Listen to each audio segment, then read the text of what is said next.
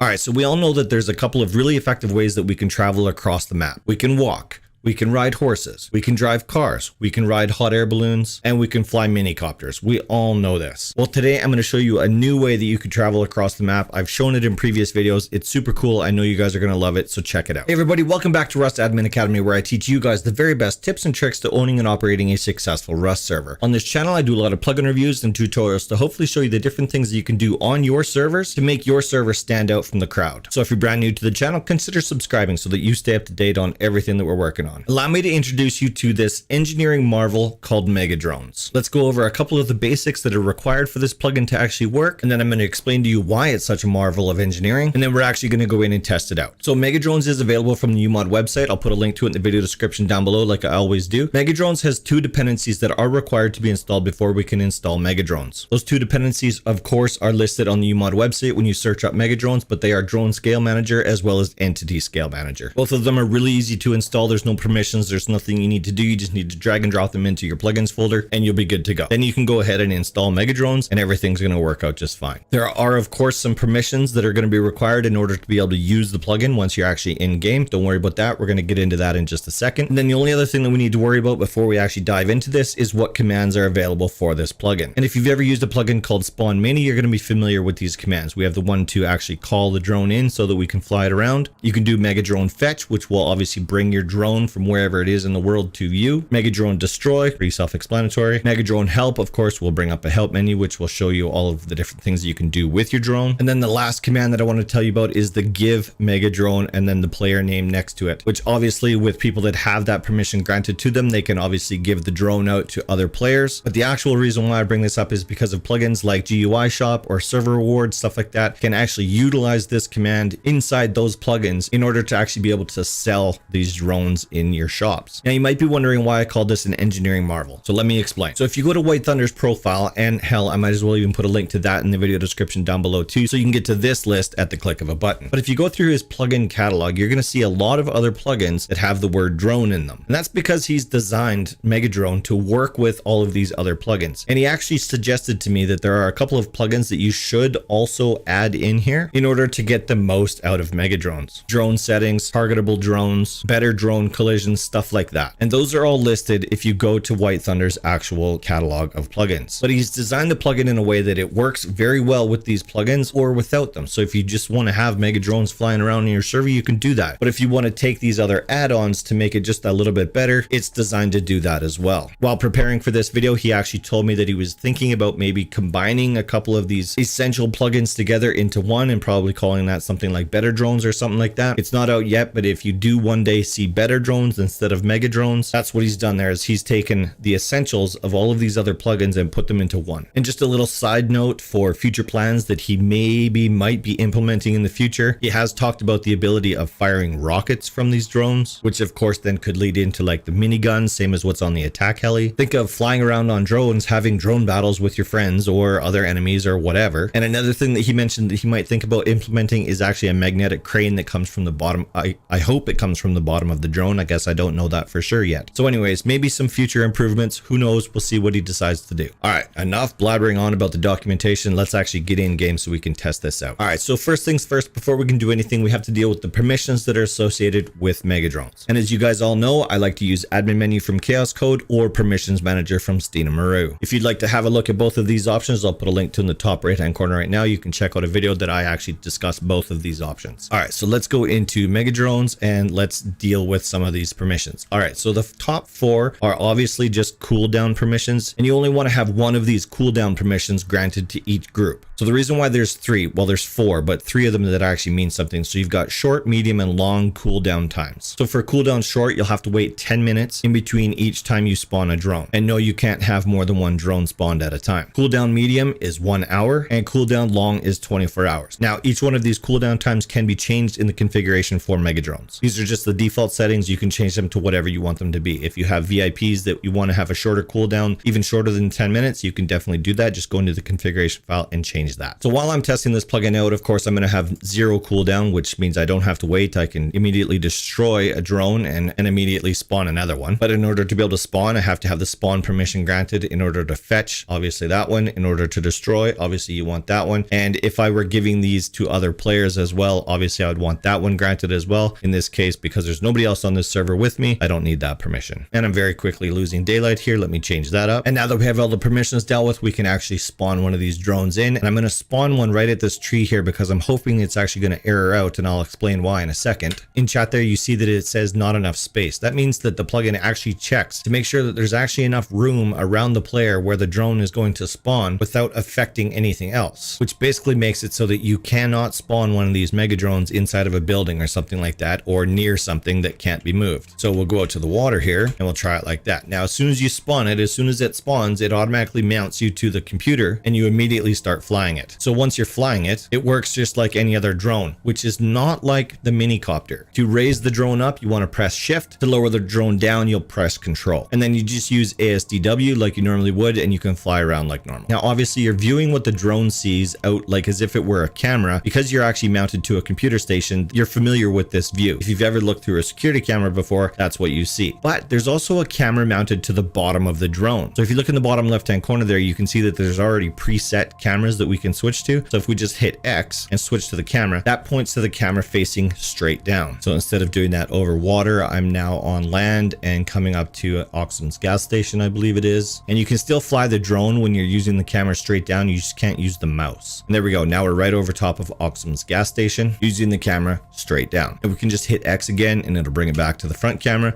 And we can fly the drone around like normal. To dismount from your drone, just hit the space bar just like you would exit any other vehicle. And there we go. That is my MEGADRONE.